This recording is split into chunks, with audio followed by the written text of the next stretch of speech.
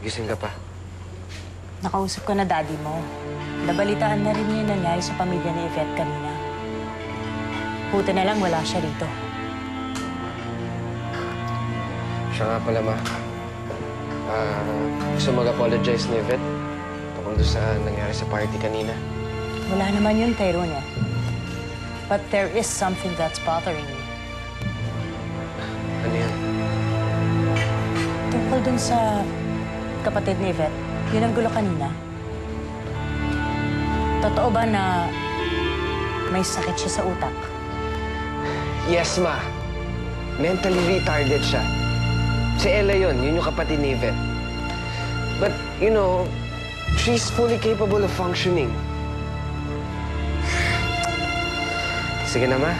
Papahinga na ako. Tired. Pero, nag-aalala lang naman ako eh. Kung magkatuluyan kayo ni Yvette, hindi naman kaya magkasakit rin sa utak ang mga anak ninyo.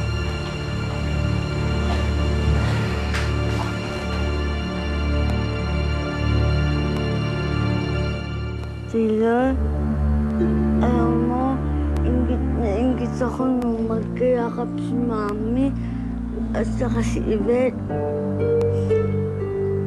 Parang mahal na mahal nila yung isa't isa. Samantalang ako, walang nagmamahal sa akin. Kasi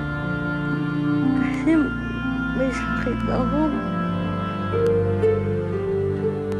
Ano? Mahal din kita, Taylor. Ikaw lang nagmamahal sa akin.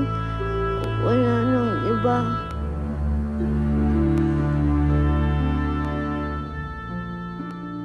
Ella? Ella, dinala na kita na almusal. Ella? Ay, sumasagot. Ella? Ella!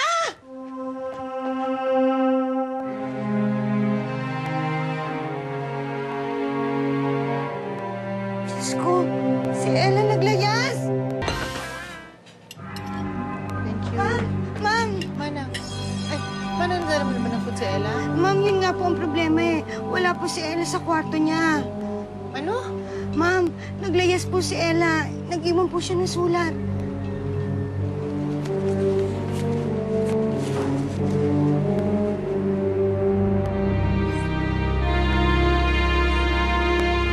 Diyos ko! Ella!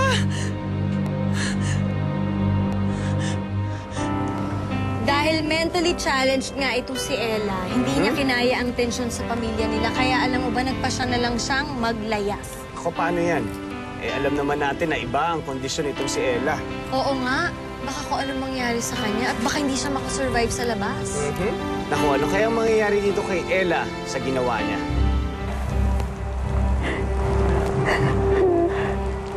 Taylor, natatakot ako.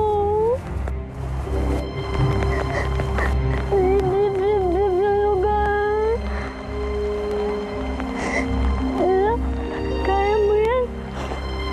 Kaya mo mabuhay mag-isa.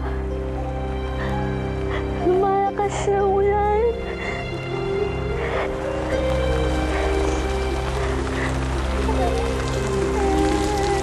Ate, palabas po kahapon pa po kung hindi kumakain. Sorry, wala ko pera.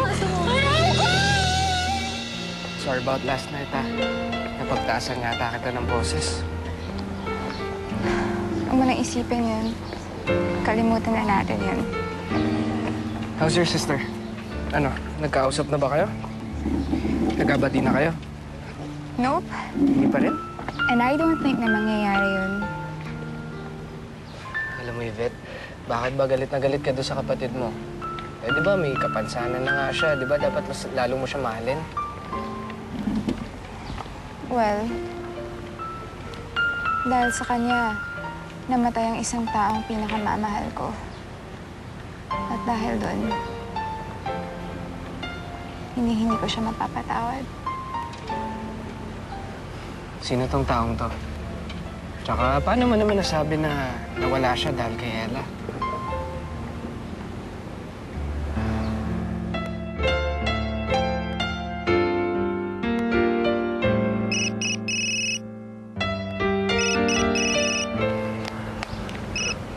Hello? Ma? What?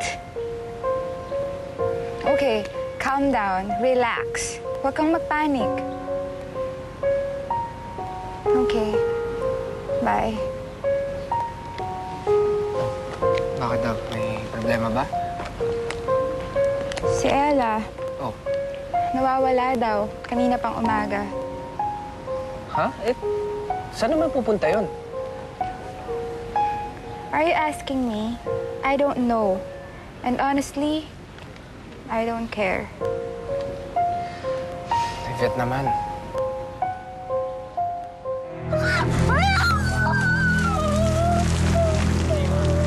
Ikaw! Anong ginagawa mo dito? Sir. Opo, naglayas pa yung anak ko. Sige, sir. Hintayin ko kayo dito, ha? Thank you. Ano daw pong sabi? Nangahanapin daw muna nila, pero kailangan nila ng litrato ni Ella. Sige po, kukuha muna po ako sa kwarto niya.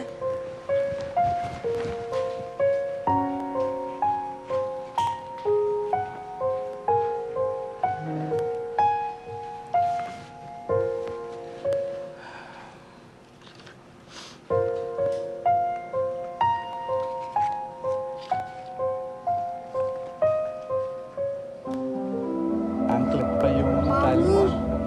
Daddy, tignan niyo po yung drawing ko, oh. Ito po si Daddy. Ito ka naman po, Mami. Ito si Yvette. At ito po ako. Mami? Daddy? Is there something wrong with me? Narinig ko po kasi yung neighbor. Sabi po nila, retarded daw po ako. Yvette, anak, pasok ka muna sa loob. Of course not. There's nothing wrong with you, anak. Anak, iba ka sa kanila. It's because you're special. I love you, Mommy. I love you too, Daddy.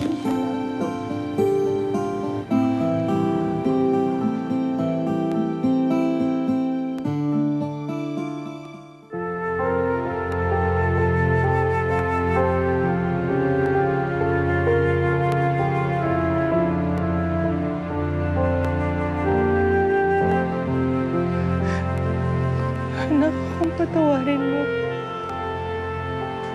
Dahil ang tagal naging sarado ng puso ko sa'yo.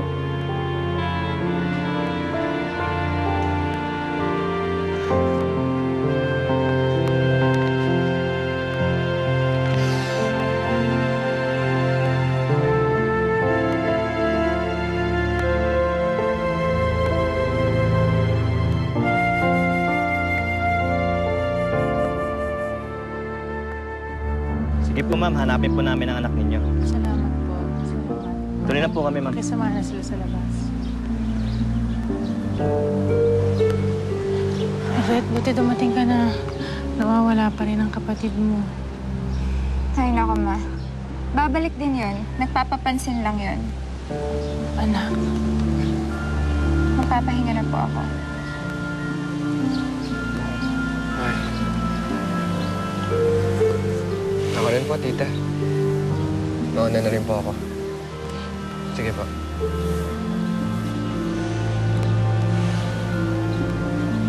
Tita, siya nga pala. Huwag kayong mag-alala. Makakabalik din po na maayos si Ella. She's a smart girl. thank you.